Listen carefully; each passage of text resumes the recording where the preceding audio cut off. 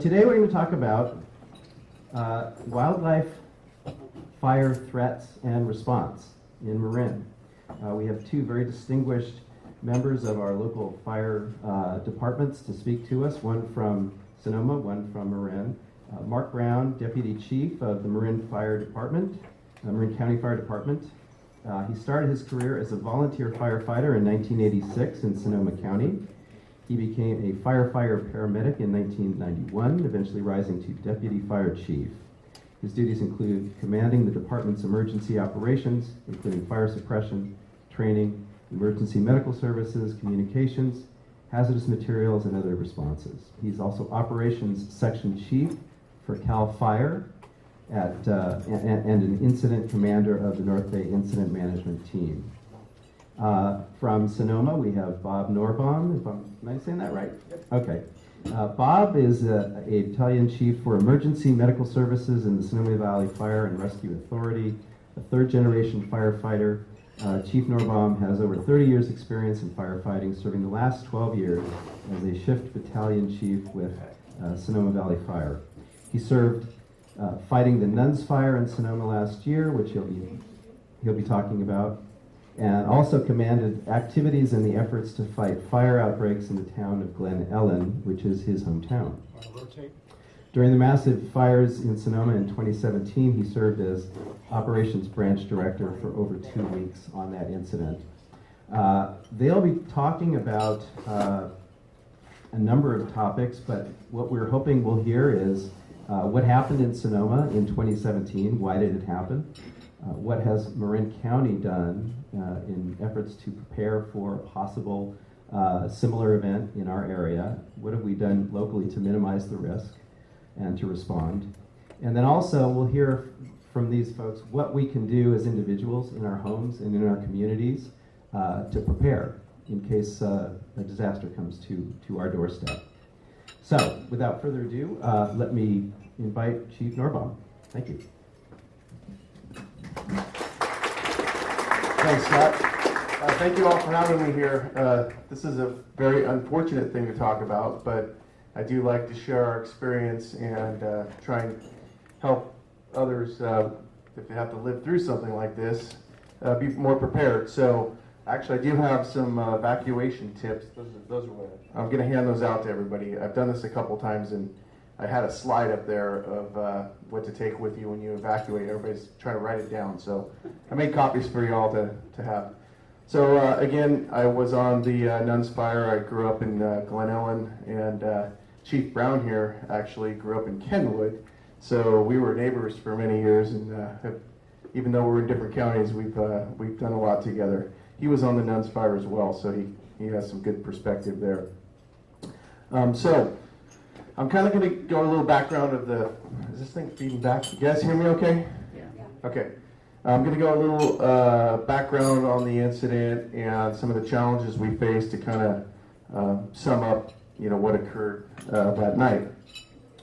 So one of the anomalies that we had that night was a very low relative humidity, less than 10%. And that is very rare for us. And just like Marin County, it's pretty rare for you all as well. We live in a kind of a coastal community which does really well on keeping the relative humidity high, and therefore we don't tend to see very large fires like what happened in October in both of our counties, mainly because of that relative humidity and field moisture being a little moist. That night, we also had hurricane-force winds throughout the county. We didn't really get an actual, we don't have a weather station where the Nuns Fire started, but there were some reports of winds greater than 60 miles an hour. And those two challenges right there were really what drove this firestorm. And I've never seen, in 30 years of doing this, I've never seen conditions like that before. And I hope to never see them again. So it's a very rare event. Also, as you probably have seen from the media, we had some compromised communications on our evacuations. I'm not sure everybody can see the screen, so I'll kind of make sure everybody knows what I'm showing. So we've learned from that. I'm sure if you've been following in the news, you know that we now have a new emergency coordinator in our county, and we have done Amber Alert style messages. But we did actually on our incident in Glen Ellen. So the Nuns fire is not the Tubbs fire. The Tubbs fire was the fire that burnt into Santa Rosa, and it got all the attention. However, the Nuns fire was in Sonoma Valley, where I'm from, and it wasn't as destructive as the Tubbs fire, but it did destroy 1,300 structures and cost 3 lives. So it is the 6th most destructive fire in California history. Not one of those charts you want to be on, but we're on it. And that night of the incident, we did put out evacuation warnings. In fact, Chief Brown and myself met a couple of times that night deciding on where we wanted to evacuate folks. However, the evacuation notices didn't get out, and there were a couple of reasons for that. Our phone lines that served the community of Glen Ellen went down very early. They were impacted by the fire even before the fire got into the community and started burning homes, as well as a Verizon cell tower, which is one of the major carriers in our community, that also got compromised, and so we had no cell service and no landlines. So my point here is that you need to be prepared in your own communities during red flag conditions. If you know that there's conditions like this, you can't always rely on evacuation warnings. We ended up going home to home with our PAs, our public announce systems, our sirens, everything we could do to get people out of their homes. And that was one of our successes. We actually did not have anybody die in the first night, and there were no serious burns either. Neighbors, really helping neighbors. So if you have neighborhood groups, like search teams and things like that, where you have communications with other neighbors, that is what a lot of our community members did, and I really enforce that. If you get something like that started in your neighborhood, having communications with your other neighbors saves a lot of lives in our community. So, also, the other factor that we had were the multiple fires that were burning throughout the region. This night was a very, like I said, it's an anomaly. There was very high winds that we aren't used to in the North State here. There were Santa Ana type winds that they get in Southern California a lot, but we don't here. And our mutual aid system was taxed greater than it's ever been taxed. So just to give you, I don't, maybe you never could see the map, but the Nuns fire actually started as 5 different fires here. So they were all separate fires, and these brown spots here, this is our community. This is the city of Sonoma, Boys Hot Springs, Agua Caliente. They were definitely surrounding our community, and really they were very difficult to try and wrap up, and that's why we lost some of the structures, because these fires happened in a very populated area. Also, there's a fire on here there's another fire that didn't make this map that almost burned in Marin County. That was called the 37 fire. It actually stopped on Highway 47. So these are 5 significant fires, and there was a 6th one that didn't even make it on this map, all within the Sonoma Valley. You also had the Tubbs fire, which started in Napa, and an Atlas fire that started in Napa as well. So you can see how quickly resources were depleted. I mean, even if we had all of Marin County's resources, all of Sonoma County's resources, and a couple more counties, we still would have had severe devastation. There was just too many fires and too many populated areas. So a couple statistics on that night. This is October, it says October 8th through 15th. Most of these fires started October 8th and October 9th. 21 large fires in the state. 18 of those large fires were in Northern California, and 7 of them were in our little region between Napa and Sonoma. So very, very taxing to our system. This is also a chart of mutual aid. I threw this in just to show you folks that the Nuns Fire over here, we ordered the first night, I don't even know if that's correct, Mark, I think we ordered more than that, but it's showing 7 fire engines, and we got 5. I have to tell you, 5 of those fire engines that we got from out of the county came from here. Marin County Fire was instrumental in getting out the door and helping us early on when we were in our community saving homes. So something that has changed recently because of these fires is more preparedness in the fire service. And Chief Brown might talk about that a little bit more here coming up, but there's some state legislation that just got passed, and they're staffing up more engines. So in a red flag warning condition, if a regular red flag warning is, that's when they predict high winds, high heat, and low humidity. When those things trigger a red flag warning, we are putting more resources on around the state, and that was a really good move. If we had more resources, we would have been able to stop the fire, but we would have been able to have a better outcome than what we did. So kudos to Marin County Fire. We actually got another 5 engines that showed up from San Francisco early on in our community, and that was it.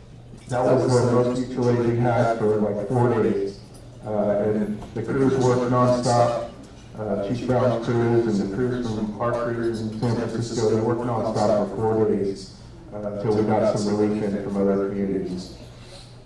So in total, the Nuns Fire burnt 54,000 acres in Sonoma and Napa counties. It was the largest fire in the 2017 firestorm, and it also took the longest to contain. Over a month.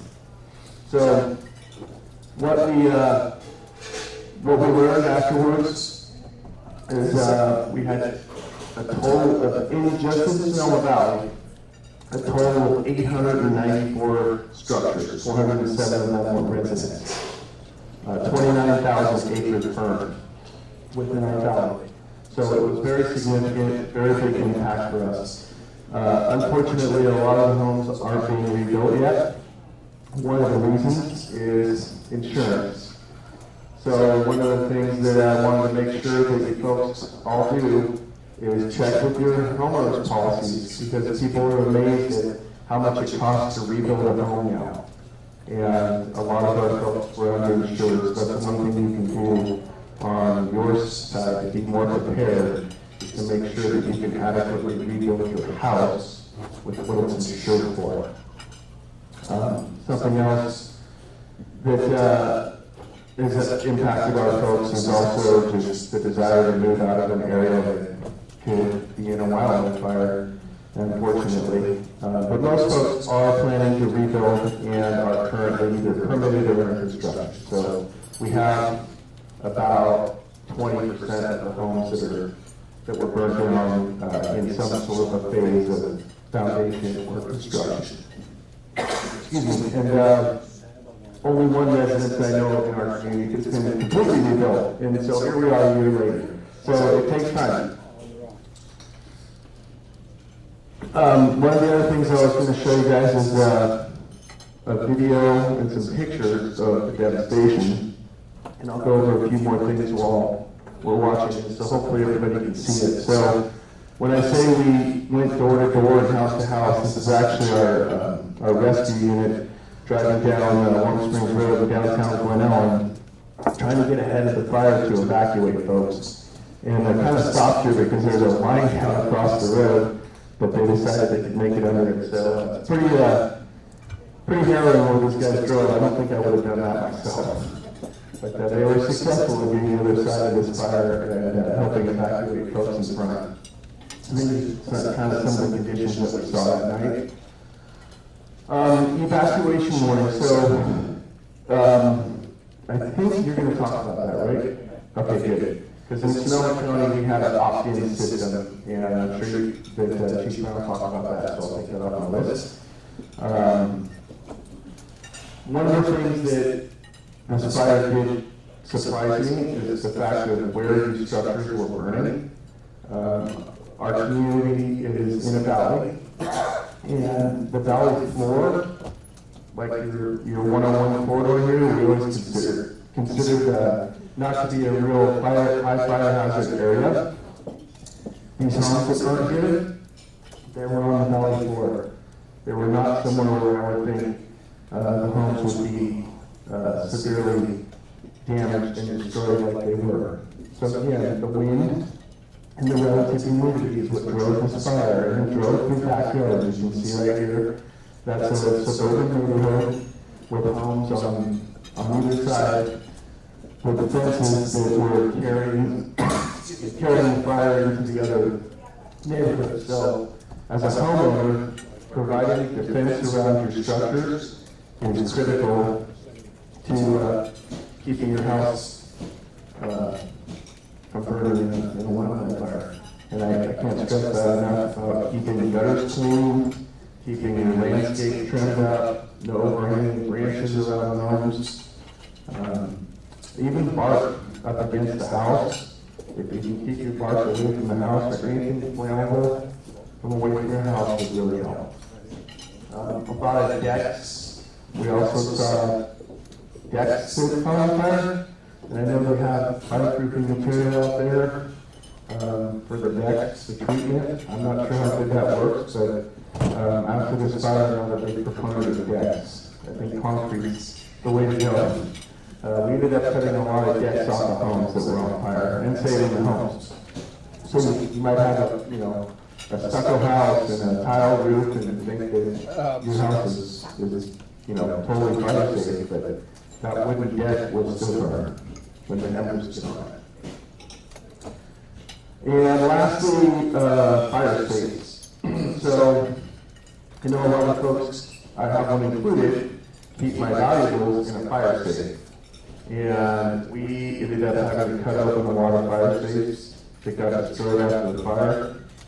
There wasn't anything that was salvageable inside those fire safes. So we did not see one safe that survived in these fires, and I kind of questioned some folks about it. And they're just not designed to have your house completely burned down around the safe. Fire safes are great if the fire department comes and there's a little bit of fire impacting your home, and we put your house out, and your goodies survive. So that's one thing that a lot of folks lost their jewelry, lost their passports, lost their birth certificates, and even gun safes didn't survive. So little bit of stuff. That's why I put out the evacuation. I got an evacuation list for everybody as well. So I'll put that out when Mark's talking. But some of the highlights are take your medications and your cash, credit card, driver's license, and yes, I put in there a cell phone. Because everybody's life now seems to be connected to their cell phone. And folks were really concerned about their family members, and we went on a lot of welfare checks for people because they couldn't get a hold, the family members couldn't get a hold of their folks, and they knew they lived in town. And of course, those people were left without their cell phones. This fire occurred in the middle of the night, and it was Sunday night, so everybody kind of went to bed early. It was 10:30. By the time the fire impacted the community, it was after midnight, and everybody was sleeping. So when you get woken up, sound asleep, you don't think of those things. So if you have them ready to go, and I know Chief Brown's going to talk a little bit about Ready, Set, Go. There's some tips that you can get off some of these websites that will help you get those things out of there, because folks left with basically nothing but their clothes on their back. Some of them didn't even have shoes on. So if you have things ready to go in a moment's notice on red flag conditions, that's a good way to prepare. I know there was a couple of little things on there. Oh, have multiple evacuation routes. So one of the things that folks found out is they tried to get out and were blocked. So if you have one way in or one way out of your house, you have no choice but to go that one way. But if you know other ways or back roads to get around in the event of a wildfire, make sure that you know how to take those roads. Something else, folks, a lot of folks didn't know how to do is open up their garage doors. They all have a manual override on them. And there's nothing worse than not being able to get your car out and flee in a wildfire. So there's also battery backups available now. There's some new state legislature that just went in that's going to require all electric garage doors to have a battery backup. But if you don't have that, know how to get out of your garage door. Don't leave your car empty of fuel in your garage either. Always, when you're on your way home, you think, I'll get that fuel tomorrow. It might be a good idea to get it on your way home. And I listed a few other things on the warning there. You pay attention to red flag warnings. I mean, I can't stress that enough. That's what the forecasters are out there for, and they're generally pretty accurate. So a couple things that we've done to better prepare our community. We've done some neighborhood, we call them scope trainings, but I'm sure in Marin you probably have different names for them, but they're neighborhood response teams that join up together to help learn how to turn off gas meters and how to better prepare for an earthquake. I mean, it's earthquake, fire, or flood, right? We live in California, so you got to prepare yourselves for any one of those. That was one of the critical things that we did, and our community really responded to that. We've got a lot of more folks that are up and trained in that area. What else have we done? We've done some wildland fire, kind of some hazard mitigation plans, identifying areas in our community where we can reduce the vegetation, which I think Chief Brown will probably give you some of that here in Marin. We've also done some training with our dispatch center. A lot of the dispatchers weren't sure how to give instructions to folks that couldn't get out of their home. So we have some training now to help folks figure out a safe place to be if they have to ride it out. And we've also, our county's implemented a plan on red flag days to actually staff more fire engines. So the county is actually providing some funding to each of the regions in our county to help staff an additional engine. So we did that a couple of times this year. Fortunately, we didn't need any in this county. It worked out where we did send one of those task force to Lake County on one of those big fires. So, and that's another thing that I think this year, Mark, you can probably talk to a little more about, counties helping each other out. So we're not waiting for orders anymore, we're just deploying, and that's exactly what Marin County Fire did for us based on a phone call from Chief Brown. So we are forever grateful for that. With that, I will turn it over to you. Did you want to do questions after? I think we'll do it After the two presentations? Yeah. Do you remember that long? I could take some questions, but we want to do that. Okay, perfect. So we passed these out. If anybody didn't get one, we still got a couple. All right, how do you hear me now compared to Bobby? So before I get going too far in my presentation, I wanted to talk a little bit about some context for you in regards to Marin County Fire and CAL FIRE, because you've seen in all of the fires throughout the state, you're always seeing CAL FIRE, CAL FIRE, CAL FIRE. Could you hold this 2 inches? Thank you.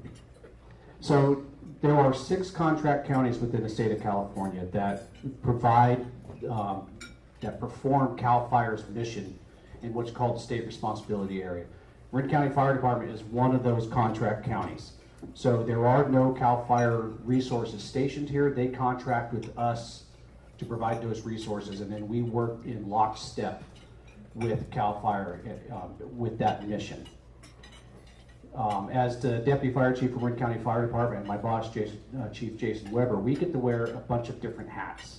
We wear our CAL FIRE contract county hat. We also wear our Marin, or our California OES Marin operational area hat. So what that means is that we coordinate the mutual aid response of all of the fire resources, not just our department, but all the fire resources in and out of the county of Marin. And then we're also, we wear a federal hat. We're responsible for the fire protection in the federal lands within the state or county of Marin. I want you guys to, one of the things I really want to emphasize is that we are always paying attention. We are always leaning forward. And I'll use the wind event of October 8th as an example. As part of being a contract county with CAL FIRE, we have a conference call every Thursday to discuss the weather that's coming up for the weekend and the coming week. If we start having a strong predicted wind event prior to that call on Thursday, we'll start having more frequent phone calls. So for the October 8th event, I probably I was what was called the duty chief, so I'm the guy that's behind the scenes making sure that our department is well postured for the predicted weather so that we can be well prepared, have more resources on hand than we normally would. I probably participated in 4 or 5 different conference calls with CAL FIRE through that event and prior to the fire ever starting. And we had augmented staffing for Marin County Fire Department, both on fire engines, our fire crew, and our dispatch center. CAL FIRE in Sonoma Lake Napa had been doing the same with their resources. A big change from last year to this year is that there was not a pool of money for local government agencies to upstaff. So some agencies would, but those of you that work with city managers and county administrators, try to convince them to pay overtime to staff a fire engine. It's hard to do until you've actually experienced this type of event. I've experienced the event because I go up and down the state to fires all over the place. But until you've actually experienced it, it's hard to convince city managers to say, hey, we need to spend a bunch of extra money so that we can staff a fire engine for a fire that may not even occur. So now there's legislated money at the state level for local government agencies to upstaff based on weather conditions. And over the last 2 weeks, the County of Marin has done that twice, tapped into the monies provided by California OES. And like I said, I get to wear 2 hats, so I was participating in a process to upstaff through our CAL FIRE mechanism. So Marin County Fire Department resources were upstaffed based on the money that we get from CAL FIRE. And then we also upstaffed 5 engines, a water tender, and an extra dispatcher through the California OES fund. So now we're getting much more comprehensive about how we can get vehicles, firefighters, engines positioned prior to a fire ever occurring without impacting local budgets. And then just a little more background. The fire service is a small world. Bobby and I started fighting fire together in 1986, growing up in Kenwood and Glen Ellen together.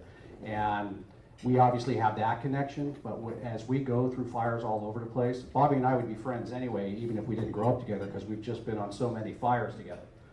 And that's the way it was on the Nuns Fire when I showed up on the Nuns Fire, and that's because I live in the east side of Santa Rosa, and I was talking to CAL FIRE because they wanted the North Bay Incident Management Team to go to the Atlas Fire.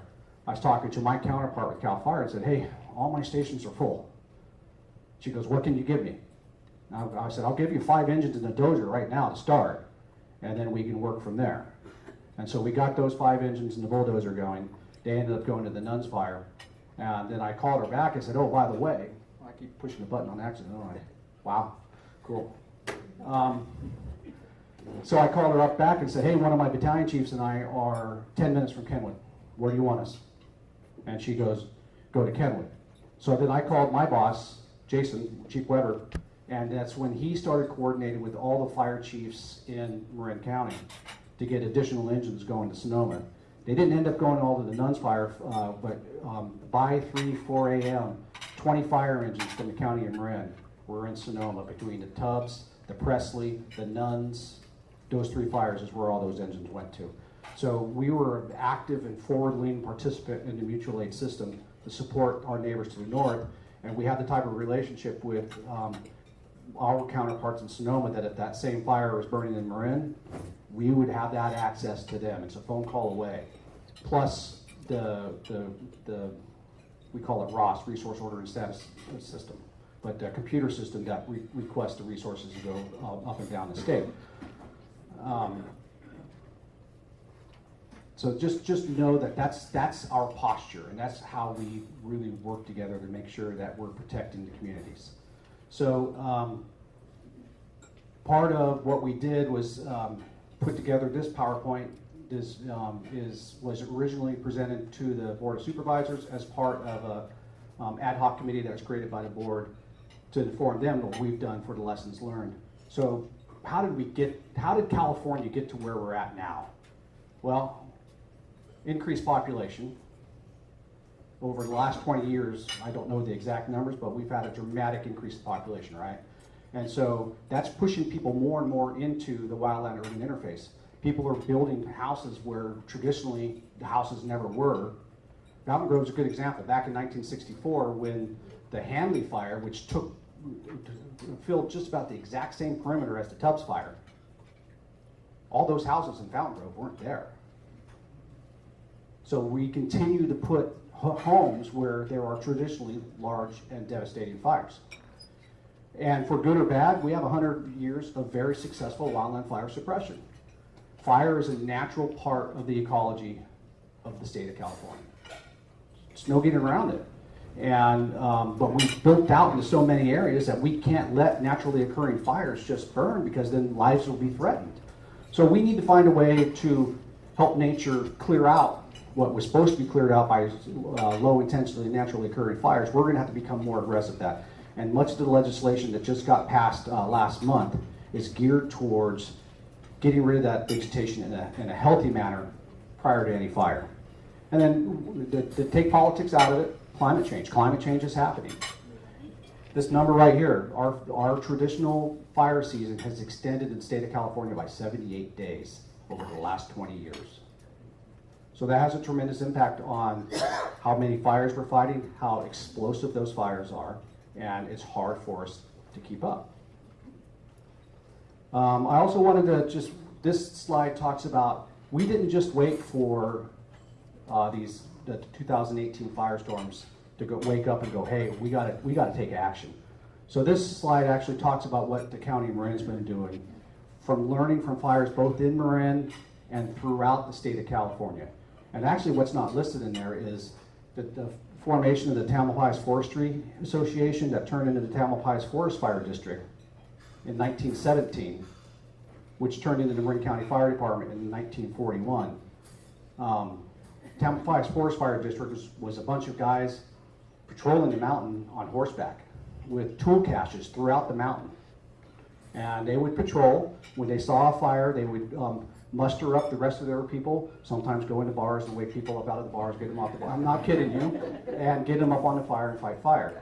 So that was the origins of wildland firefighting in Marin. And interesting note, Marin County or Tamalpais Forest Fire District is the first agency to ever develop a fire engine specifically built for wildland firefighting. So that's how forward-leaning the county of Marin has been for years and years and years. 1991, after the Oakland Hills fire, Fire Safe Marin was formed. Potentially, we're not 100% sure, it's either us or someone else, was the first fire safe councils in the state of California. In 1995, we had the Vision Fire, 12,354 acres that literally burned seaweed and kelp that had been left on the beach from the waves. That's how close to the coast. Bobby was talking about, we're not typically going to get that type of fire behavior, but on the coast, you will get that 2 to 3 days a year, and we have to be ready for it. So we had that incident, and what we learned from that was increased training in wildland fire for all of the local agencies and increased participation in mutual aid. 1996, the entire state of California had the California Fire Plan created, driven by CAL FIRE. And us being a contract county were part of the development of that fire plan, but it also increased some two positions for us to help with that pre-fire planning. And through the work that we did through the California Fire Plan, we realized we have no one to do the work that we're recommending in the fire plan. So that's why we created the TAM Fire Crew, which was an experimental fuels crew that's turned now into 2 crews that are fire crews. So they do vegetation management projects during the week, and if there's fires, then they respond to the fire as a fire crew. 2005, we created a mutual threat zone. I noticed we missed an A in threat. Great. That's from learning lessons from other areas. You probably heard of the Zaca fire, maybe not, and the Hasacita fire down in Santa Barbara. Some very similar fire conditions in Santa Barbara as we have here. And while that fire was in the Los Padres National Forest and threatening Santa Barbara, a team developed a mutual threat zone plan of evacuation zones, structured defense zones, a plan to combat that fire. And so we brought that information back to Marin. So we don't have to wait for a fire to be near us to put together this plan. So we created a mutual threat zone plan that was initially just around Mount Tam, from Mill Valley over to Fairfax, following the foothills of Tam. Now that mutual threat zone plan covers the entire county. 2009, Firewise communities started to appear in Marin, and we're up to 13, 14, maybe 15 Firewise communities in Marin, and those numbers continue to improve. 2014, with work with PG&E, we were able to install 4 sites with fire detection cameras. We're working with PG&E to upgrade those cameras now and add a 5th site on Mount Burdell. So we'll have Burdell, Big Rock Ridge, Mount Barnaby, Mount Vision, and Mount Tam, which gives us real good coverage throughout the county. Our current cameras, you can log on to Marin County Fire's webpage and see the view, but the images there are stills, and they're about 15 minutes old. When we get to the new system, you'll actually see the live video feed of where that camera is aimed. And this is an important one for us. In 2016, the Community Wildfire Protection Plan was adopted by the Board of Supervisors. What the CWPP is a guiding document for all of the fire agencies, land management agencies in Marin on how we can prepare for fire before the fire ever happens, how we can decrease the chance of a fire occurring, and if a fire does occur, how we can make sure that people can get out of the way and that fire can be contained in the smallest size possible. And so whenever we start working on vegetation management projects, we fall back to our guiding document to make sure that we are in alignment with it. And that's a living document, and we're modifying it as we learn more. In 2017, we updated our evacuation procedures. When I was assigned to a fire in Monterey called the Sobranos Fire, we were working closely with the Monterey County Sheriff's Office and Office of Emergency Services to pre-identify evacuation zones, so that if I needed to evacuate a certain area, instead of having to go through a cumbersome process, all I had to do was call our liaison and say, I need evacuation zone 1 at an evacuation order, I need evacuation zone 2 and an evacuation warning. That's all I had to do. The messaging was already pre-built. So we came back from that fire and go, well, again, we don't have to wait for a fire to make that happen. So the structured defense zones that were part of the mutual threat zone plan have all been entered into our emergency messaging system. And so now, as if I'm an incident commander of a fire that's in Mill Valley, all I have to do is contact OES on the phone and say, I need the Summit structured defense zone in an evacuation warning, and I need the Blythedale structured defense zone in an order. We already have the messaging pre-built. He just fills in a couple of gaps, the messages go out. We're going to talk more about messaging here in a little bit. And then you're seeing the PowerPoint presentation that you see in front of you. So, I went too far for you. I'm going to go through this slide real quick because I'm going to expand upon some of them, but we found that we needed to increase the capacity of our fire crews. Consistent code adoption. Different municipalities can adopt different fire codes and wildland interface codes, and it's important that all of the communities adopt the same code so there's no confusion as we go from one jurisdiction to another. Focus on seniors and access and functional need population. That was a big issue in all of the fires, and so we really need to focus on that community to make sure that we can get them out safely. Further develop fire mapping and modeling products, and I'll expand upon that in a little bit. Guide, support, increase Firewise communities.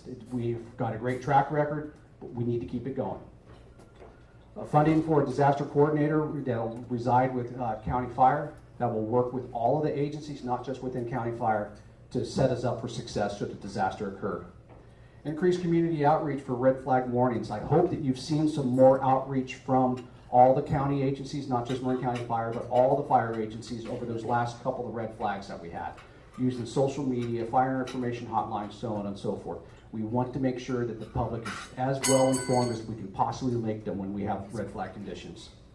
To further support Fire Safe Marin, expand codes to improve resiliency, and consider dedicated funding source for vegetation management inspections and enforcement programs, because in reality, it's the homeowner's responsibility to make their home safe. It's not legal for us to go in and take care of the vegetation management around the home. It's really the homeowner's responsibility, and we guide them and support them in doing that. And so we're going to need more tools to help in that effort.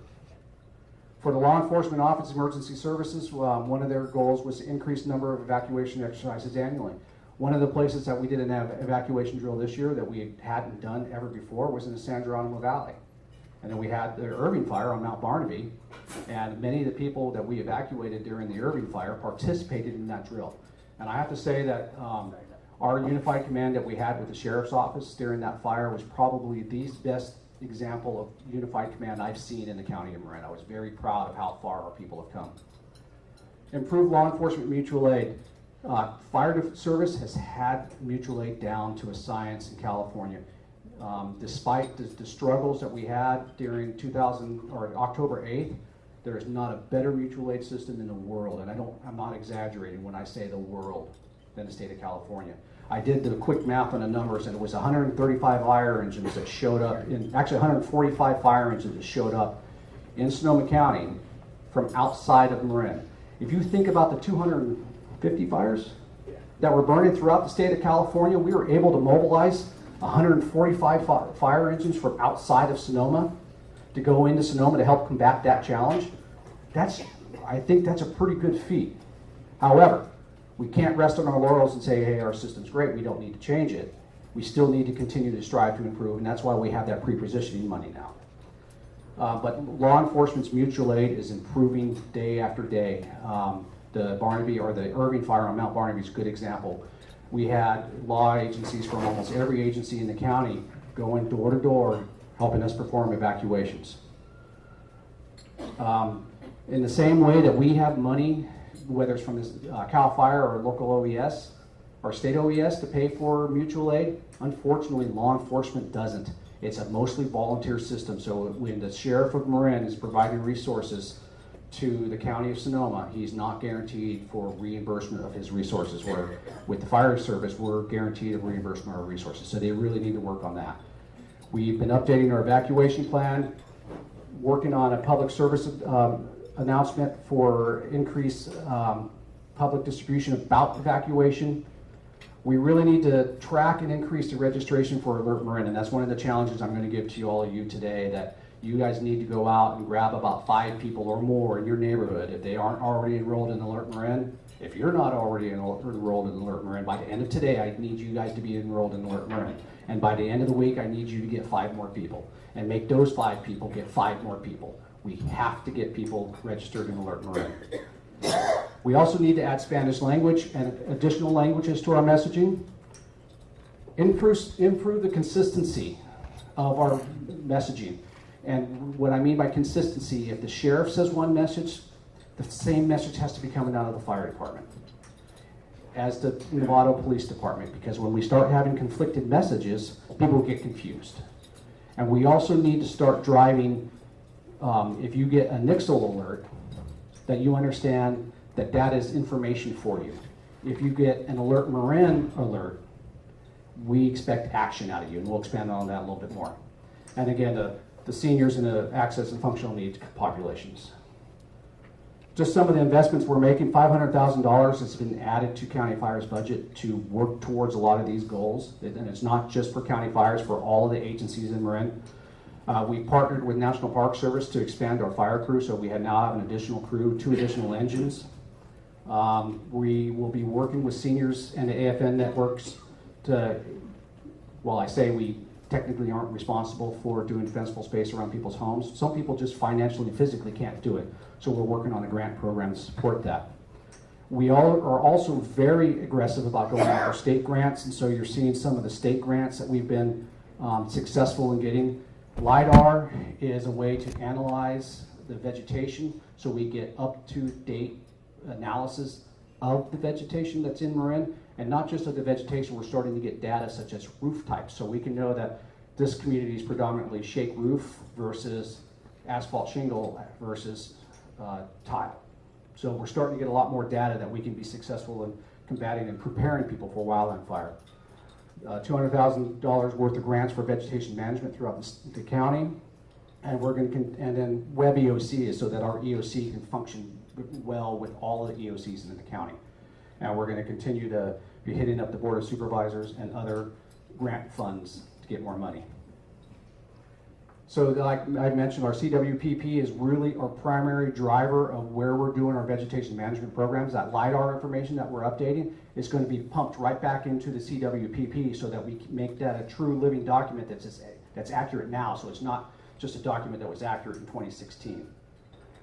We've already increased our fire crew, and we have goals to increase our fire crews even more. We went from 1 to 2, and our end goal is 4 fire crews. And so we can start doing much more work in and around the county. Reducing structural flammability, and we'll get into that a little bit more, but hardening of structures.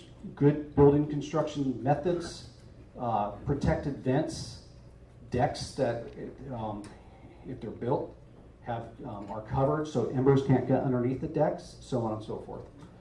Ongoing defensible space needs by the residents. Again, I'll emphasize this a couple more times. Defensible space around the home is the homeowner's responsibility, but we need to help guide them with what needs to get done. And then if communities partner, they can start working on community-wide fuel breaks. So as the fire approaches a community from the wildland, then we have a much greater degree of success in keeping that fire from getting into the structures. Evacuation routes is one of the highest priorities, as you're going to see. And we have a combination of evacuation routes that are county maintained roads, which we're working with our public works to make sure those roads are adequate. But a lot of roads are privately owned or privately maintained roads, and we have to work with those community members to make sure those roads are accessible. And then we are continuing to work on our updates to our alert and information systems. Oops. Out of our CWPP, here's a quick map of where the population densities are in Marin. I'm not going to leave this one up. I think most of you already know where we have all our people. But if you combine where the people are to where our high fire threat areas are, red is where we have the most fire threat in comparison to population, moving down to orange, yellow, and green. So based on this information and based on the CWPP, a lot of our efforts are going to be in where that big bolus of red is, so that we can protect, we can be strategic about our work and make sure that we're protecting as many people as we can with our efforts. Evacuation routes are number 1. That's our highest priority. And again, we'll be working with city DPWs, county DPW for the city and county maintained roads, and then with the communities, especially the Firewise communities that are being developed, to make sure that evacuation routes are well maintained. Defensible space. If you go to firesafemarin.org, you will get all the information you need, and it's very good information. And it will point you to other sites that have information on making your home fire safe. Firewise is another site that you can go to, and it'll just give you more information than you can digest. The downside is a lot of the procedures can be expensive. Changing your vents could be the number one thing. Your EVE vents could be the number one thing to save your home. And it could cost $5,000 to do that. But if you think about the cost of replacing your home, perhaps that's a good investment. And then increase awareness, preparedness. Before today, how many people knew about Alert Marin? Not bad. I've seen rooms worse, much worse than that. We have these at the table, and again, it's an easy process to get enrolled into Alert Marin. We already have your home phone numbers in our system, but home phones aren't always the answer. We can't get the cellular numbers. So that's why Alert Marin for cellular phones is an opt-in. There was legislation that was going to include the ability for agencies like ours to purchase the cell phone data so we know what the phone numbers are. And when I was reading the bill that it was in, I'm still a little bit confused whether or not the cellular piece stayed in that bill or not. I have to do a little bit more digging. But I really hope that we can start buying the cellular data so that if you live at 123 Main Street, we know your cell phone as well as your landline. And then the strategic fire reduction, like I talked about in that map. The fire roads, we hear a lot about fire roads. Before I get into what we use fire roads for, we hear a lot of people talk about, hey, I know that there's a fire road that goes up and out of my community. If I'm blocked going downhill on my paved road, should I use that fire road? And I hate making pat answers when I don't know all of the information, but I can tell you 99.99% of the time the answer is no.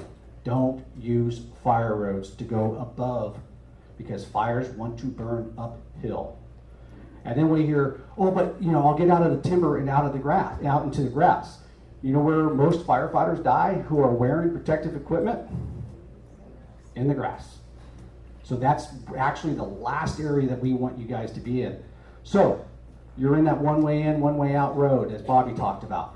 And you're trapped by that fire. What do you do? Well, hopefully we've done our job and we've evacuated you before that condition ever existed, number one. Number two, if you've been doing your job of creating defensible space around your home, you can actually shelter in place at your home until the fire front gets to a point where then you can evacuate. Those are the answers. And then we always hear, which way should I evacuate? And one of the best answers I've ever heard is, how do you drive to the grocery store? Because you don't take the slowest way to the grocery store when you're going to get that gallon of milk that you need for your coffee, right? So that's usually the best way for you to evacuate. And the best way to evacuate is the route that you take to get to your supermarket. Mark, near the beginning of your excellent talk, for which we are all very grateful, somewhere around slide 2, He's not done you yet. had a lessons learned. You had a lessons learned. Can I get through the rest I of got that page back. I didn't manage to get it done. How about I get through here and then we can go to the questions and answers? I'm sorry? How about we go through the rest of this and I'll go to questions Oh, okay, and answers? All right, so again, an increase in the public awareness, alert systems versus information systems. Wow, I did it again. Our challenges, evacuation routes, I've talked about that. Structural deniability, the cost of homeowners making their homes more resilient and resistant to fire, but it's a good investment. And enforcement. We don't have a strong enforcement tool. We can go and inspect and we can cite people, but it really doesn't have a lot of legs to that. And we are working to get more strength and teeth in that we can actually force people more than we can now. Because your overall safety is not just, it's a combination of the parts that create the safety of the whole. Does that make sense? The more each home becomes defendable, the more defendable the community is. Evacuations, quick process of how it works. If it's in a fire, the fire guys are going to say, hey, this is what we need to evacuate. If it's a law enforcement type activity, the law guys are going to say, this is what we need to evacuate. Law enforcement is the primary person that's going to go down and pound on the doors and make sure people are evacuating. However, if it's more important for firefighters to put their hose down and do the evacuations like what happened during the Nuns fire, we're going to put the hose down, we're going to get people evacuated. And then we lean on OES for the notifications and evacuation messaging. And like I said, we already have all those pre-built messages in the system. We already have the zones that we're going to evacuate built into the system. So our system is very streamlined. During the Irving fire, we ended up not evacuating the entire zone, just portions of it. It was a 2-minute phone call. And then a message was sent out within 5 minutes and we had successful evacuations. So let's talk about Alert Marin again. You're all going to get 5 people signed up for Alert Marin after today, right? If you get a message from your Alert Marin, we expect an action. And it's either going to be shelter in place, an evacuation warning, and a warning means that we anticipate within 2 hours, we may turn it into an order where we're telling you to leave. Make sense? Shelter in place, stay at your home, you're safe where you're at. Warning, within 2 hours, we may tell you to get out. Order, get out. And all of that language and terminology has been adopted by all the fire agencies and law agencies in Marin. So if you get Alert Marin, that's action required. Nixle, Twitter, Facebook, Fire Information Hotline, that's information. So that you know, while you're in Santa Fe, that there's a fire burning in West Marin. So it helps get you prepared for that. All the evacuation messaging will be echoed in these messages, but it may not be pertinent to you. And then the most important thing on this slide is nothing beats door to door. It's not just door to door by law enforcement and fire, it's door to door by community members. And Bobby hit on that very well. You need to know your neighbors. Is your neighbor one of the access and functional need neighbors? Maybe they need help. Or maybe you have large animals and you live up a very long dirt road. Maybe that means you have to evacuate earlier. Or maybe you know that your neighbors are on vacation or on a fire and their children are in that house. That happened to me on October 14th when they evacuated my neighborhood. My neighbors came and pounded on the door to make sure that my adult children that live at home were evacuated, and that meant a lot to me. And it's not the community piece isn't just during a fire, the community piece is prior to the fire. And then that rolls into during the firefight. And here's what we need to focus on though. Not every red flag is October 8th.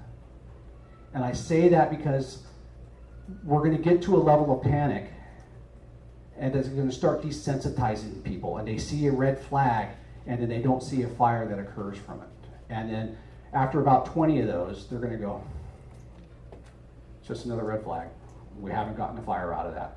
So it's really important to pay attention to the red flag messaging. Like the red flags that we did have, the red flag wasn't down here. The red flag was all at 1,000 feet or above.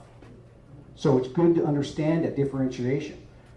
Not every fire is the next Tubbs fire, is not the next Nuns fire. And we are getting that exponentially coming into our dispatch centers when we're having a fire. I love the fact that the awareness has gone up, but it is a tremendous burden on the fire service to maintain the messaging. No news is good news is not good enough anymore. We have to be forward leaning with that information to get it out to you. But we have an online scanner. When we would have a fire, scanner listening to the fire traffic, radio traffic, right? Last year, if we had a fire, we might have 5 people listening to that scanner. During the Irving fire, we had up to 500 people listening to that fire. And we're talking about people who aren't an expert in listening to what's being said. And once someone said, hey, the fire just slopped over the ridge, which means it hit the ridge and it's barely going over the ridge. We had people from Oak Manor going, do we need to evacuate? We heard on the radio the fire's jumping from ridge to ridge to ridge. So that's the type of focus that we have to we have to help inform the community that not every fire condition is October 8th. The Irving fire was a very different weather condition.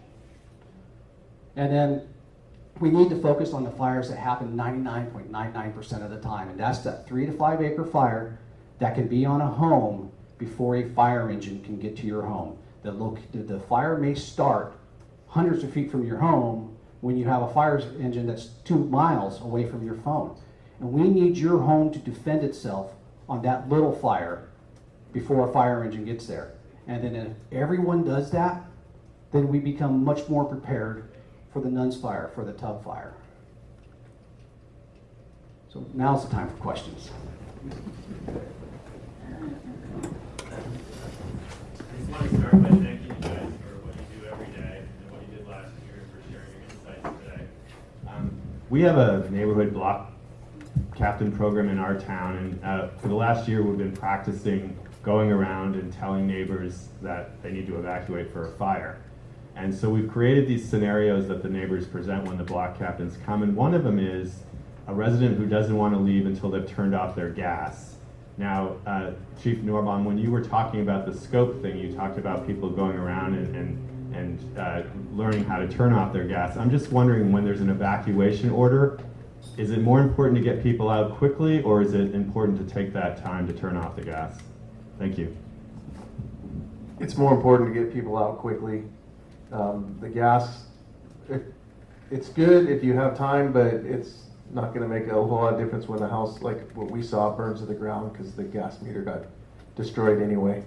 But if you know how to do it quickly, go ahead. But the main thing is get out quickly and safely. I've been instructed by my wife to have a wrench near the gas meter so my children can turn the gas off. I was just going to say, I bought one of those the other day, and it's hanging literally by my gas shutoff valve. Question here. Thank you. So we are throughout the county, in a lot of the municipalities, including Fairfax, where I'm from, we're having quite a bit of pushback on the expansion of the cell service. That 5G is not popular at all, and probably we will successfully keep it from spreading too far in the county because of all that opposition. But it certainly brings up the question. We have some of our most dangerous, for example, in Fairfax, some of our most dangerous neighborhoods, like the Upper Cascade Canyon, have no cell coverage whatsoever. The people have their own private cell things that they have in their house, but no one else can get onto them except them. Landlines are not very popular anymore. People don't have them. People are not listening to broadcast radio. They're not watching normal TV. If they're watching anything, it's on the internet. So how do we address this issue of, once we're all on Nixle and Alert Marin, which I'm on, if we're in one of those areas, how do you reach us? The answer is still to have a landline. I still have a landline, and for the foreseeable future, I'm going to continue to have a landline. Sirens are a popular topic of conversation nowadays, but what does a siren mean? That's the challenge, right? So one of the things that we've been working on, and Mill Valley has been spearheading this, is LiDAR. And I forget what, not LiDAR, LORAD. Too many acronyms, I'm sorry. LORAD.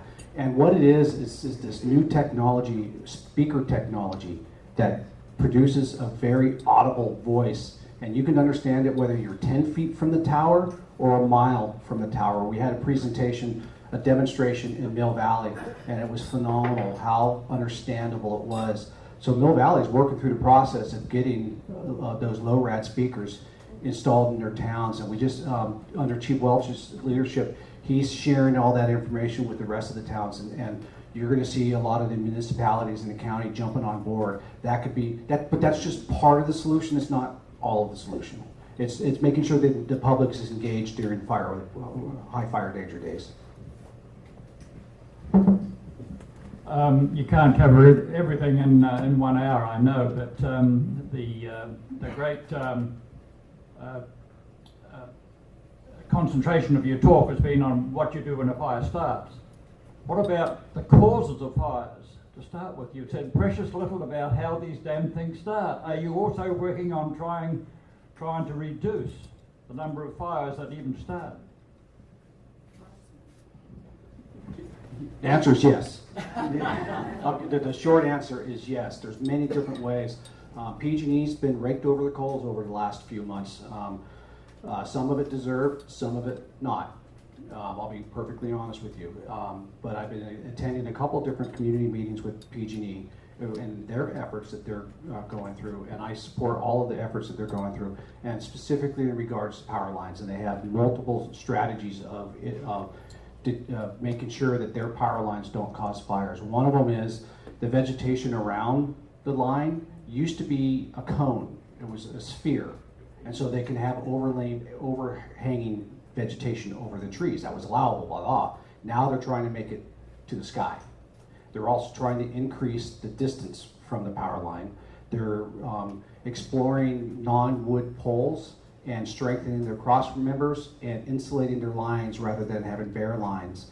And then for me, what I think is one of the number one things they're doing is there's a reclosure system. And what happens when you have, let's say you have a momentary flicker in your power. What happened was your power lines slapped against each other and it tripped the circuit breaker. PG&E has an automatic system that it'll reclose that circuit. And if everything seems good, then power keeps going through there. During high fire weather days, they'll shut that reclosure down, and that reclosure is actually what causes the fire. When the power lines go down, they fall, and the circuit breaker opens, and there's no more power going to the power line.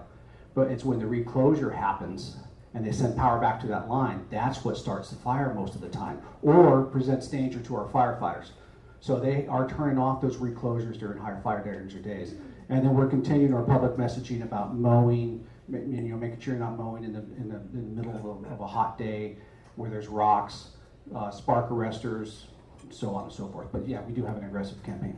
So, yeah, one of the other things on that too that I think would have really helped us out was the fact they're shutting down power during high wind days, and all the fires in Sonoma Valley, one way or another, came back to power lines. They weren't arson or anything else. They had something to do, whether a tree fell on the line and it was, or PG&E's fault or not, it was all power related. So the Nuns fire started first, and if they would have recognized, hey, we got a fire start here, we're going to start shutting power down because of the high winds in this area, we would have been dealing with one fire instead of 5. So I really do support the efforts that they're going through now. And unfortunately, I'm in one of those areas where I live that got a notice that said, hey, we might shut your power down. And we all live to PG. I mean, we all can't live without PG&E. But those of us that want to build our homes in high fire danger area have to understand that that's the only thing that's really going to prevent these kind of disasters from happening. I really think that would have made a big difference if they had shut the power down. I have a few comments to make, and then I have a question for quote-unquote Bobby. Okay? I am very proud of what Marin County is doing. Thank you very much for your efforts. Although you folks have touched upon the community effort and CERT, I feel as though far more concentration has to be made for the neighborhood response groups. I don't know how many of you here belong to a neighborhood response group. Would you raise your hand, please? Every one of us should be part of a neighborhood response group. And if you don't know whether or not there is one in your neighborhood, create one or find out. You all have to be part of it. All their work is, they can't be there for us all the time. Besides the neighborhood response group, there is CERT. CERT is immensely valuable. All these continuing education courses that you take for your jobs and everything that costs hundreds of dollars, you get the CERT program for $40 or $45, and it's worth so much more. There's so much you'll learn about it. You'll feel very confident in being able to meet an emergency if you take that course. And then there is the MMRC, which is Marin Medical Reserve Corps. You can belong to each one of these groups and be far more effective for your community, for the county, and your families. Now my question to you. My daughter was involved in the Santa Rosa fire.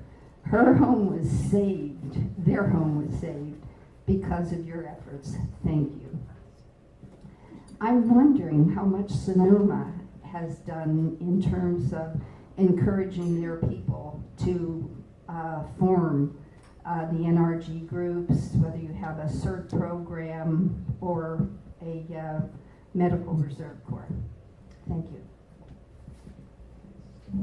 Okay, so we do have what we call a SCOPE program. I was just trying to think of what the acronym's for. Is Sonoma Citizens Organized Preparing for Emergencies.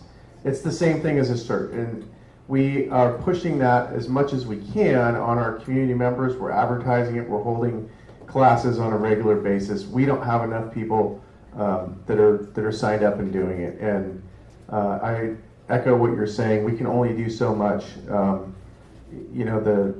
The world we live in today kind of relies on the government to do things for them, and that's what we're there for. But we can't always be there. And preparing yourself is the best thing that you can do. Okay, question over here. I live in Novato, just west of 101 near the old Fireman's Fund campus.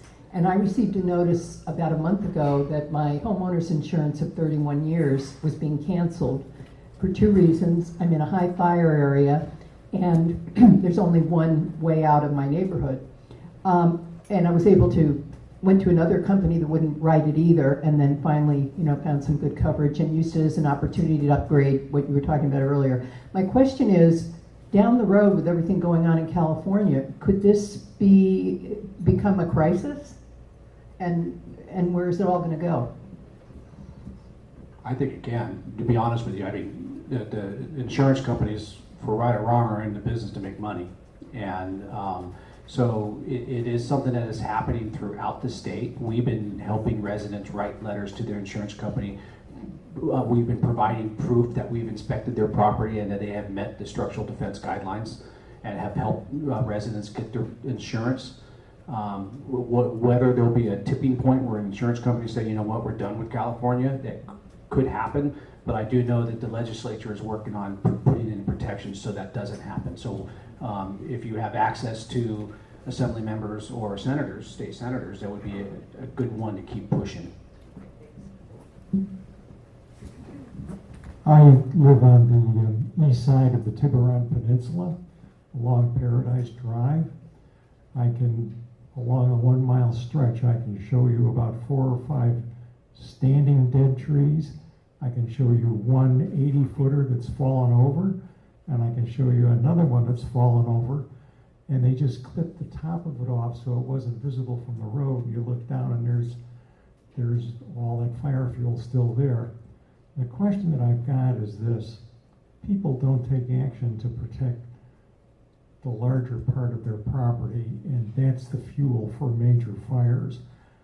How do you create liability for people who do not do what they should do in clearing their property? There's a lot of angles to your question, because depending on the size of the property, our public resource code only allows us to enforce within 100 feet of your structure or another structure. I'm not looking for your enforcement, I'm looking for liability so they can be sued. And then that's where I'm getting to that. Okay. Right now, because of that, if someone has a large fire load that's on their property, I'm not a lawyer, I know where one is, but I'm not.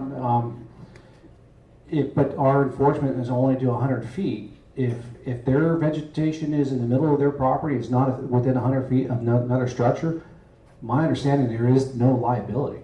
So there's no motivation to clear the fuel. Right.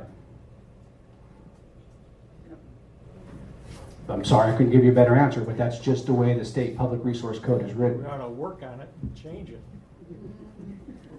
I'm interested in this question of causation. We've dealt with the PG&E, but what part do arson, lightning, cigarettes, and campfires play?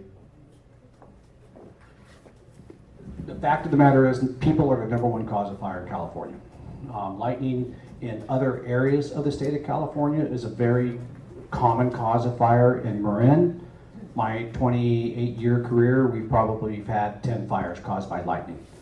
Obviously nothing we're going to do about preventing those fires.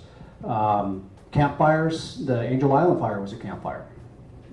Back in 2008 was caused by a remnant campfire. The Vision fire in 1995 was a campfire.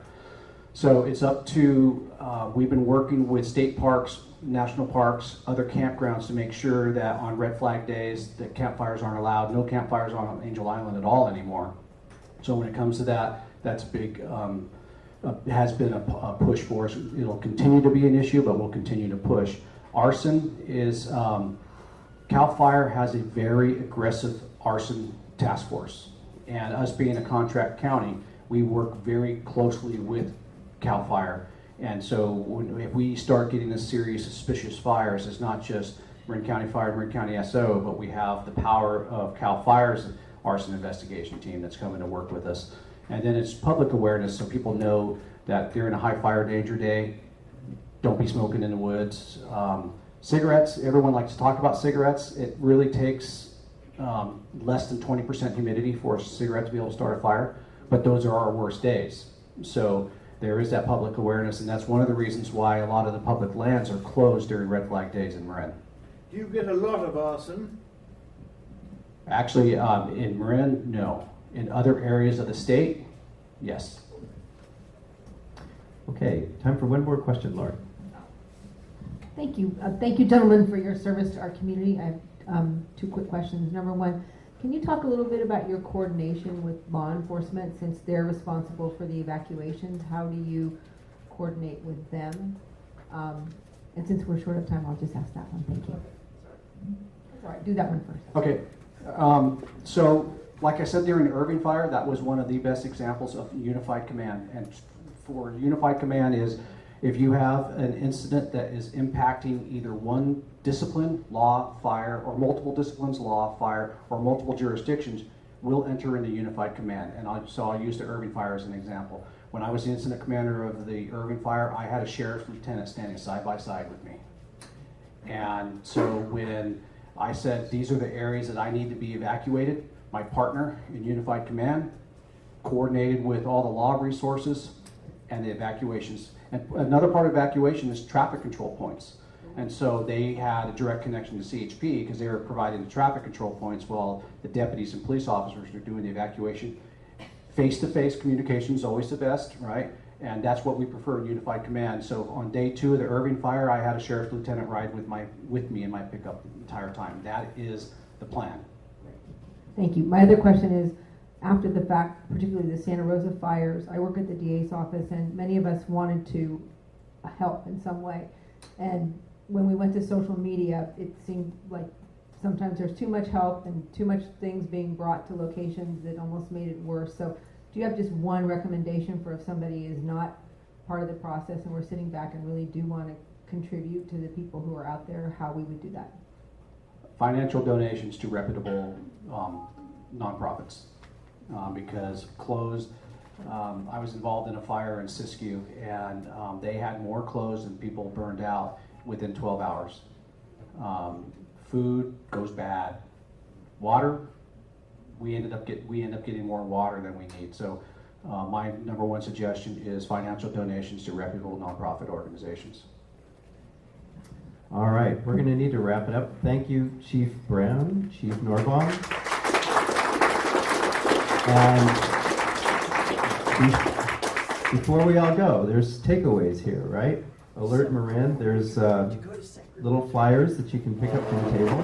Sign your cell phone up, sign your home phone up, I believe. Home phones are already in. Oh, okay. So get your mobile on the system so that you get alerts. The takeaways, I think, are be prepared to evacuate, and that's different for everybody, but I think we all know we've got an excellent list that we passed around. Thank you, Chief, for that. And try to prevent the need to evacuate by assuring that you have defensible space around your house, and that's something that only you can do. We're doing it in our neighborhood. Most of my neighbors are getting crews to clear out around their homes. We've been doing it ever since we've lived there. So that's your task, and thank you both for your excellent presentations today, and thank you all for coming.